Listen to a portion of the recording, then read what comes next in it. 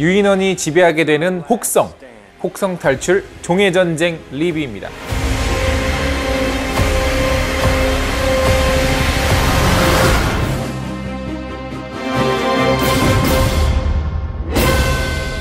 전 세계에 퍼진 바이러스로 유인원들은 점차 지능이 발달해 가지만 반대로 인간들은 죽거나 지능이 퇴화해 갑니다. 인간들과 공존할 거라 믿었던 시저는 유인원들을 몰살하려는 잔혹한 대령과 그의 군대에 의해 가족을 잃게 되는데요. 인류의 생존을 위해 포악해진 대령과 인간과의 공존이 불가능한 것을 깨달은 시저와 유인원들의 그 마지막 대결을 그린 SF 액션 드라마 영화입니다.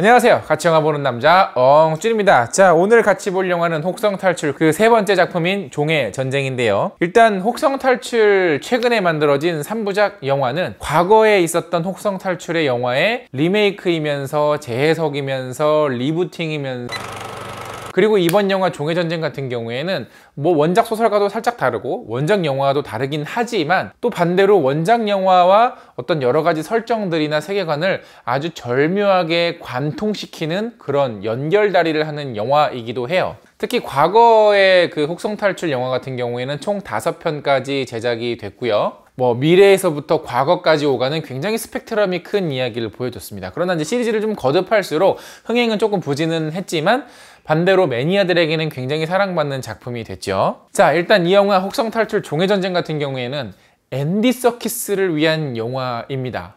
특히 앤디 서키스 같은 경우에는 골룸을 시작으로 해서 지금 헐리우드에서 다양하게 만들어지고 있는 CGI 캐릭터들의 어떻게 보면 굉장히 지대한 영향을 끼친 인물일 겁니다. 그리고 이 영화 역시 웨타 스튜디오의 첨단 기술이 많이 들어가서 영화를 보는 동안 저게 진짜 유인원인지 아니면 CG인지 헷갈리는 장면들이 굉장히 많으실 거예요. 또 하나 짚고 넘어가고 싶은 거는 영화를 보고 나오면서 관객들이 야, 저거 다 이거 CG 애니메이터들이 다 그린 거잖아 라고 얘기하는데 사실 그렇지 않습니다. 일단 배우들이 분장해서 이 영화 속의 CGI 캐릭터들을 연기했다는 것까지는 아실 거예요. 그런데 모션 캡처와 이모션 캡처는 굉장히 달라요. 모션 캡처는 그냥 동작만 캡처를 하는 거지만 이모션 캡처 같은 경우에는 배우들의 아주 미묘한 이 표정의 이 변화들을 읽어서 그거를 CG로 옮겨주는데 필요한 데이터를 수집하는 작업이거든요. 또 애니메이터들이 그렇게 캡처된 뭐 영상들을 보면서 데이터를 보면서 이렇게 CGI 애니메이션을 그릴 때에도 배우들의 이렇게 표정을 수십 번씩, 수백 번씩, 수천 번씩 계속 되감고 돌려보고 확대해서 보고 보면서 그 표정을 있는 그대로 담습니다. 그게 애니메이터들이 하는 일이에요. 즉 배우가 연기를 하지 않으면 배우가 현장에서 그 감정을 드러내지 않으면 애니메이터가 아무리 잘 그려도 그 감정을 더 극대화해서 묘사하기에는 굉장히 어렵습니다. 그래서 보시면 디즈니 그 만화 그리시는 분들도 이렇게 앞에 거울 놓고 막 자기들이 막 표정을 막 특히 이 영화 같은 경우에는 웨타 스튜디오가 자기들의 기술력을 자랑하기 위해서 아주 작정을 했구나라는 걸 느낄 수가 있는 게 유인원들의 클로즈업 샷이 굉장히 많이 나옵니다. 그 정도로 클로즈업이 들어갔다는 거는 유인원들의 아주 미세한 그 표정, 근육의 떨림 같은 것까지 잡아냈다라는 거예요. 그만큼 영화를 보면서 저거 CG라서 튀는데? 야, 저거 CG라서 조금 몰입이 안 되는데? 라는 생각이 전혀 없을 정도로 이 영화는 참 대단한 기술력과 연기력을 동시에 보여주고 있는 영화입니다. 그래서 보면서도 야, 저게 CG냐? 저게 아니면 진짜 오랑우탄 아니냐? 라는 생각이 들 정도로 많은 혼동을 느끼실 건데 전부 다 유인원들은 CG입니다. 이 세 편의 혹성 탈출 영화를 아주 간단하게 요약을 하자면 1편 같은 경우에는 시저가 유인원에서 인간으로 점차 진화해가는 과정을 그렸고 2편 같은 경우에는 인간과 유인원 그 사이에서 오는 긴장감을 그린 영화입니다.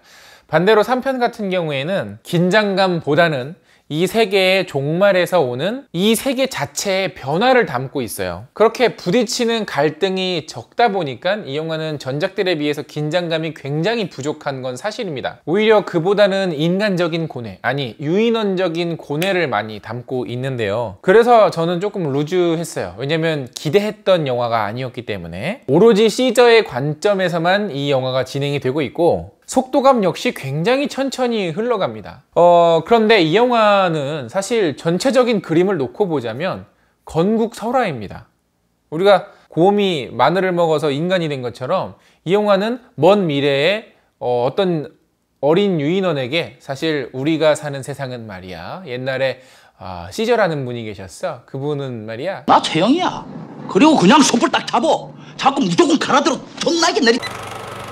그가 어떻게 탄생했고 어떻게 통치해왔고 어떻게 우리를 지금 이곳에 오게 만들었는지 그 유인원들의 세상의 건국설화 같은 이야기예요. 그래서 그런 관점으로 이 영화를 본다면 그 마지막에 조금 그 허무한 결말 장면이 있잖아요. 이렇게 그 엔딩이 사실 보면서 조금 어이없기는 했지만 나름대로 이해가 가요. 그렇기 때문에 저처럼 전작들에서 보여준 긴장감을 기대하고 가셨다면 다소 지루할 수 있지만 또 반대로 시저가 보여주고 있는 여러 가지 세계의 변화, 갈등, 고뇌 이런 것들에 초점을 맞춰서 보신다면 재밌게 즐기실 수 있을 거예요. 또 혹성탈출 원작 시리즈와의 연결고리가 굉장히 많기 때문에 혹성탈출 원작 영화에 대한 향수를 가지고 계신 분이거나 어느 정도 정보를 좀 아신다면 이 영화를 조금 더 재밌게 즐기실 수가 있겠죠. 특히 시저의 둘째 아들인 코넬리우스와 그 말을 못하는 어린 소녀 노바 같은 경우에는 원작 영화 1편에 아주 주요한 인물로 등장을 하시고요. 특히 그 원작 영화에서 노바 같은 경우에는 아주 그냥 칭찬해.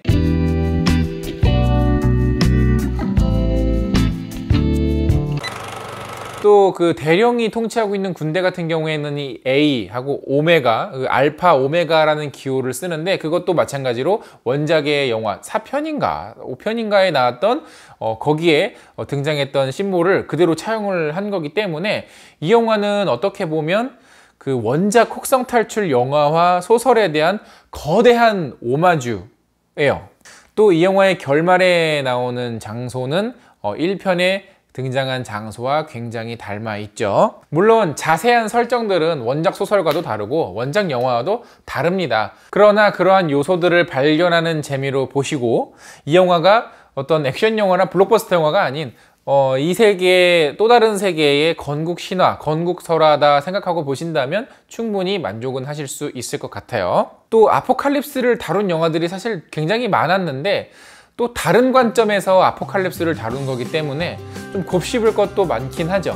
어쨌거나 영화 보고 오신 분들 계시면 영화에 대한 의견 댓글로 많이 달아주시고요. 영상 재밌으면 좋아요 누르는 거 잊지 마시고 구독 버튼 아직 안 눌렀으면 구독 버튼도 꼭꼭 눌러주세요. 그러면 저 엉준이 앞으로 영화 리뷰를 하는데 정말 큰 힘이 된답니다. 그럼 전 다음에 더 재밌는 영화 리뷰로 찾아뵙겠습니다. 그럼 전 다음에 만나요. 안녕!